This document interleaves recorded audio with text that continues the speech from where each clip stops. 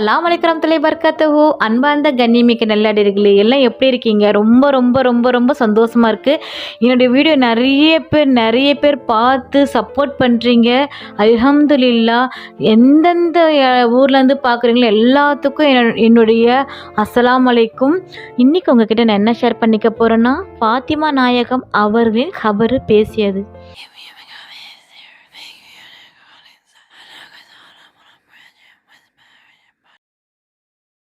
ஃபாத்திமா நாயகம் அவர்கள் இறந்ததற்கு பின்னர் அவருடைய கணவர் ஹசரத் அலி அவர்கள் கண்ணீரில் மூழ்கிக் கொண்டு அவர்களின் கபரையே சுற்றி சுற்றி வந்தார்கள். ஒரு நாள் திடீரென ஃபாத்திமா நாயகம் அவர்கள் கபரிலிருந்து சத்தம் வந்தது. கவிதை ஒன்று வெளிவந்தது. அந்த கவிதைகளில் சொல்வதை பாருங்கள். உங்கள் ஆருயிர் தோழி ஃபாத்திமா சொல்கிறாள், நான் செய்த அமல்களுக்கு நானே பொறுப்பாளி.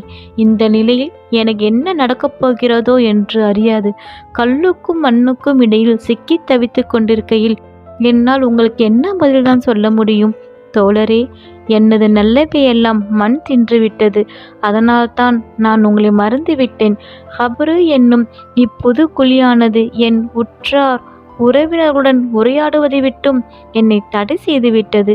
உங்களுக்கு என் சலாம் உண்டாவதாக. இன்று முதல் நம் இருவருக்கும் இருந்து வந்த நட்பு உறவு அருந்து போய்விட்டது. போய் வாருங்கள். இந்த வார்த்தையை அலி அவர்கள் கேட்டவுடன் உள்ளம் பதறினார்கள். துனியாவில் இருக்கும் வரைதான் உறவு எல்லாம். அதன் பின் உறவு என்பது முற்றிலுமாக நம்மை விட்டு அருந்துவிடும். இந்த அற்ப துனியாவுக்காகத்தான் எவ்வளவு ஆட்டம். அல்ஹம்துலில்லாஹ்.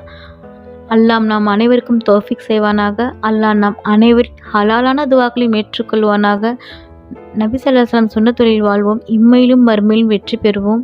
அல்ஹம்துலில்லாஹ். அஸ்ஸலாமு அலைக்கும் வரஹ்மத்துல்லாஹி வபரகாத்துஹு. என்னுடைய வீடியோ பிடித்திருந்தால் லைக் பண்ணுங்கள், ஷேர் பண்ணுங்கள், சப்ஸ்கிரைப் பண்ணுங்கள், பெல் ஐக்கனை கிளிக் பண்ணுங்கள்.